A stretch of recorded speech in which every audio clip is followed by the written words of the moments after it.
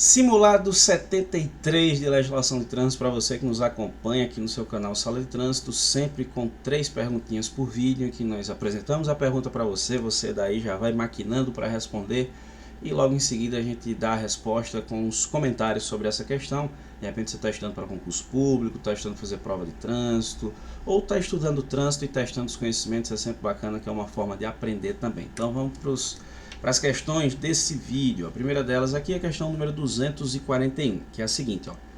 Decorridos 2 anos da cassação, olha o detalhe, decorridos 2 anos da cassação da CNH, o infrator poderá requerer sua reabilitação, submetendo-se a todos os exames necessários à habilitação na forma estabelecida pelo CONTRAN.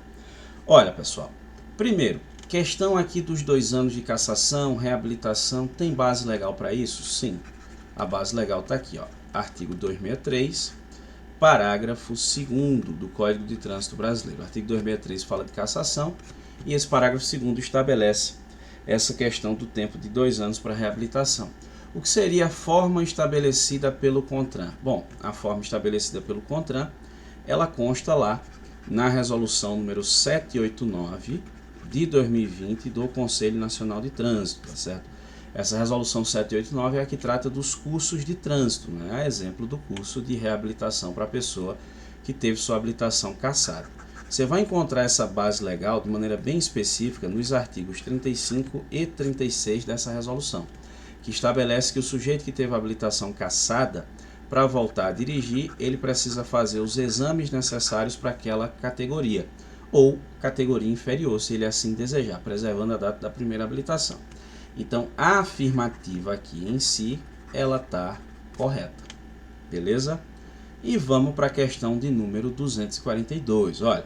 A infração por dirigir sob influência de álcool prevista no artigo 165 do CTB também poderá ser caracterizada mediante imagem, vídeo, constatação de sinais que indiquem, na forma disciplinada pelo CONTRAN, alteração da capacidade psicomotora ou produção de quaisquer outras provas admitidas em direito, né? Ou em direito admitidas, né? Aqui é o seguinte, pessoal, onde é que eu encontro previsão legal sobre isso? Olha, sobre exames aqui de alcoolemia, lá no artigo 277, tá certo? No artigo 277 do CTB, você vai encontrar isso aqui, especificamente no parágrafo 2º, essa previsão de que, no caso de alteração da capacidade psicomotora, mediante esse tipo de constatação, é caneta para cima. Inclusive, nós temos aqui uma resolução, que é a resolução número 432 de 2013 do Conselho Nacional de Trânsito CONTRAN, que estabelece os procedimentos para constatação da infração relacionada ao artigo 165, que é a infração por ter caído ali no teste de alcoolemia, né, que ocorre quando o sujeito faz o teste e o resultado é igual ou maior que 0,05 mg de álcool por litro de ar expelido, ou ainda, né, ou, deixa eu colocar aqui um ou, ele tem sinais, 2 ou mais sinais de alteração da capacidade psicomotora na forma estabelecida na resolução 432, não é? Então são os meios mais comuns de constatação, mas outros meios de prova também são admitidos, mas esses são aqueles que estão claramente regulamentados pelo CONTRAN. De toda forma, a afirmativa ela está correta, beleza? E vamos para a terceira e última questão desse vídeo, que é a questão número 243, que traz uma espécie de estudo de caso, que é bem legal esse tipo de questão. Olha, Maria conduzia seu automóvel a um trecho de via cuja velocidade máxima permitida era de 60 km por hora, mas ela transitava a 65 km por hora no trecho em que havia fiscalização de velocidade, no caso o radar. Olha o detalhe agora. Considerando as regras previstas na legislação de trânsito aplicáveis a esse tipo de fiscalização, qual infração Maria cometeu? Olha, aqui é o seguinte, né? Nós temos uma resolução que trata do tema, tá certo? Que é a resolução número 798 de 2020 do Conselho Nacional de Trânsito CONTRAN, tá certo? Que substituiu a norma anterior que tratava do tema, que é a resolução 396 de 2011, tá certo?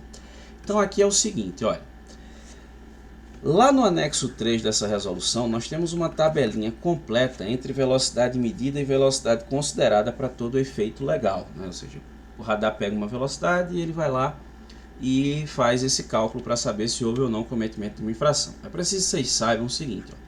todo trecho de via cuja velocidade máxima for de até 100 por hora, nós temos uma espécie de margem de erro ou de tolerância de até 7 km de diferença do equipamento. Acima de 100 por hora, essa margem é de 7%. Essa tabelinha está aqui, ó, completa, no anexo 3 da resolução 798 do CONTRAN.